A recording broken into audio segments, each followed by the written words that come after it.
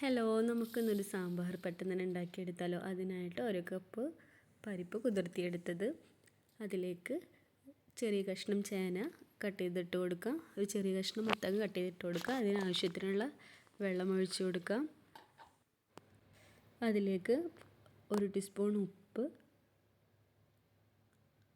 1 teaspoon മഞ്ഞൾപ്പൊടി, 1 teaspoon അളവിൽ വെളിച്ചെണ്ണ, ഇത്രയും ഒഴിച്ച് നമുക്ക് അടച്ചു വെച്ച് 2 വിസിൽ വരെ വേവിച്ചെടുക്കാം.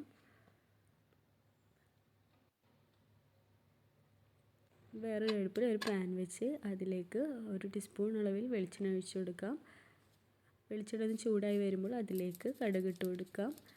കടുകൊന്ന് പൊട്ടി വരുമ്പോൾ പിന്നെ അതിലേക്ക് ഇട്ട് കൊടുക്കുന്നത് ഉലുവയാണ്.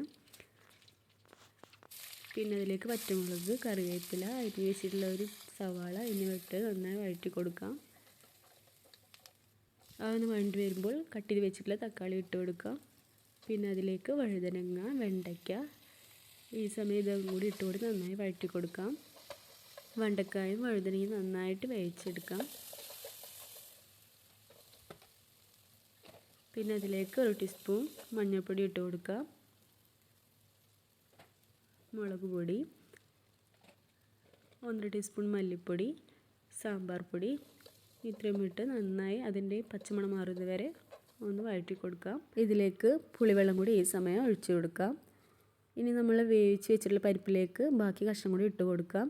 അതും കൂടി ഇട്ട് കൊടുത്ത് ഒരു വിസിൽ വരെ വെയിറ്റ് ചെയ്യാം.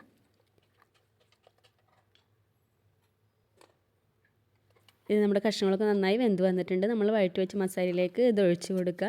എന്നിട്ട് എല്ലാം കൂടി നന്നായി ജോയിൻ ചെയ്ത് നന്നായിട്ടൊന്ന് തിളപ്പിച്ചെടുക്കാം. ഇതേ സമയം നമ്മൾ ഇതിലേക്ക് ഇട്ട് കൊടുക്കേണ്ടത് ഒരു ചെറിയ അളവിൽ ശർക്കരയും കായംപൊടിയാണ് ഇതിലേക്ക് ഇട്ട് കൊടുക്കേണ്ടത്. പിന്നെ നമ്മൾ ലാസ്റ്റ് ഇതിലേക്ക് മല്ലിയിലയും കൂടി ഇട്ട് കൊടുത്ത് ഫ്ലെയിം ഓഫ് ചെയ്യാം. ഇത് നമ്മളെ സാമ്പാർ ഇവിടെ റെഡിയായി. നല്ല ടേസ്റ്റാണ് കഴിക്കാൻ. ദോശയുടെ കൂടെയും ഇഡ്ഡലിയുടെ കൂടെയും ചോറിൻ്റെ കൂടെയൊക്കെ കഴിക്കാം. Thank you.